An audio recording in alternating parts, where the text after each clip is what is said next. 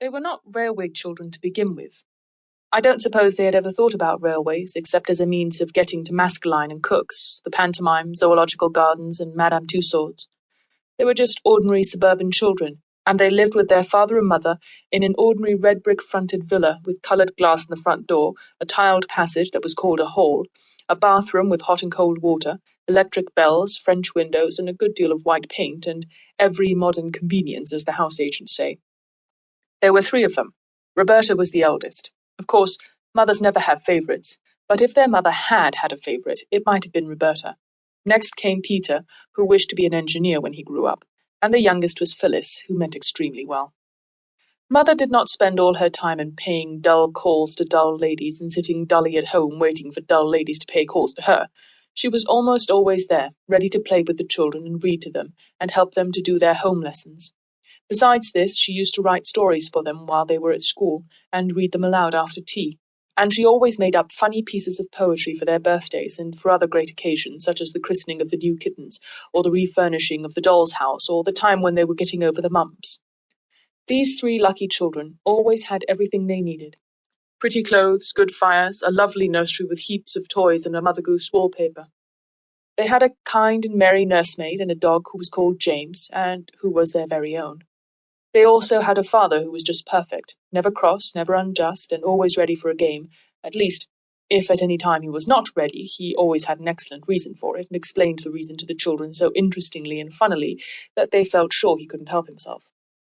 You will think that they ought to have been very happy, and so they were, but they did not know how happy till the pretty life in the red villa was over and done with, and they had to live a very different life indeed. The dreadful change came quite suddenly. Peter had a birthday, his 10th.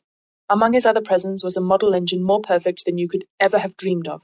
The other presents were full of charm, but the engine was fuller of charm than any of the others were. Its charm lasted in its full perfection for exactly 3 days. Then, owing either to Peter's inexperience or Phyllis's good intentions, which had been rather pressing, or to some other cause, the engine suddenly went off with a bang. James was so frightened that he went out and did not come back all day.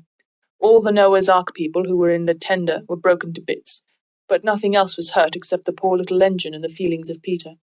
The others said he cried over it, but of course boys of 10 do not cry, however terrible the tragedies may be which darken their lot.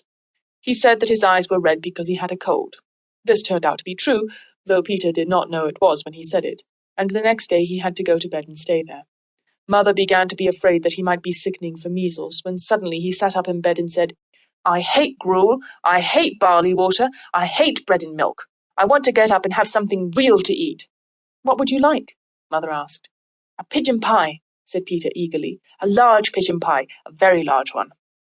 So Mother asked the cook to make a large pigeon pie. The pie was made, and when the pie was made, it was cooked, and when it was cooked, Peter ate some of it. After that, his cold was better. Mother made a piece of poetry to amuse him while the pie was being made.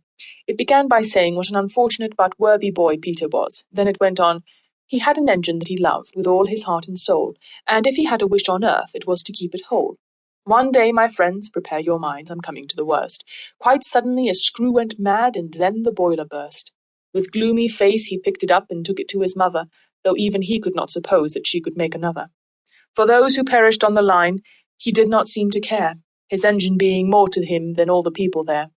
And now you see the reason why our Peter has been ill. He soothes his soul with pigeon pie, his gnawing grief to kill.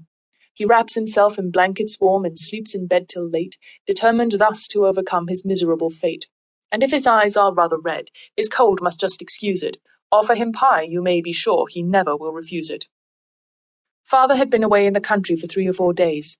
All Peter's hopes for the curing of his afflicted engine were now fixed on his father, for father was most wonderfully clever with his fingers.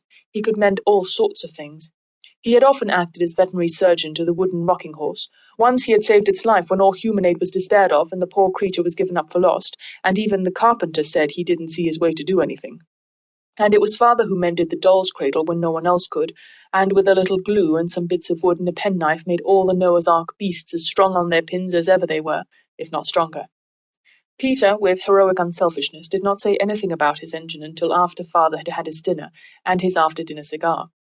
The unselfishness was mother's idea, but it was Peter who carried it out, and needed a good deal of patience too.